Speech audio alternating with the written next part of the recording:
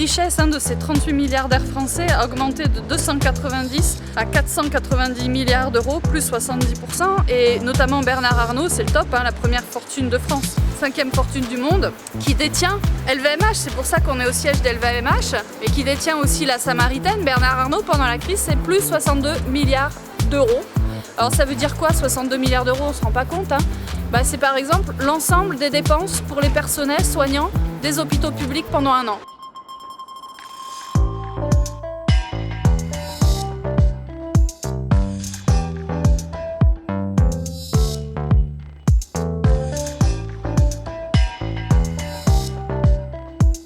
Vous allez me dire, bon laissons-les s'enrichir. Le problème c'est que le gouvernement en attendant nous dit qu'il n'y a pas d'argent public pour par exemple faire en sorte de faire plus de protection sociale. Au contraire, pour les retraites, il nous dit qu'il faut diminuer de 2 ans l'âge légal pour les retraites, c'est dans les tuyaux.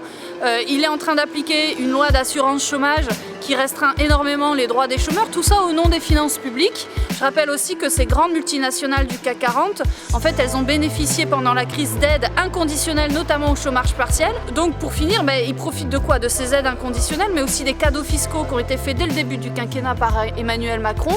Par exemple, la suppression de l'ISF, de l'impôt sur la fortune. Tout ça, ça permet aussi de nourrir ces profits. Donc nous, ce qu'on demande à TAC, c'est une taxation exceptionnelle sur le patrimoine des 1% les plus riches. C'est une taxation exceptionnelle sur dividendes supplémentaires qui ont été engrangés pour rembourser cette fameuse dette Covid et puis répondre aux besoins socio-écologiques, faire en sorte de renforcer la protection sociale et les services publics, faire une véritable relance écologique. Tout ça, il y a besoin d'argent, il suffit d'aller chercher chez les plus riches. Voilà. Je suis désolé, mais je ne veux pas être empereur.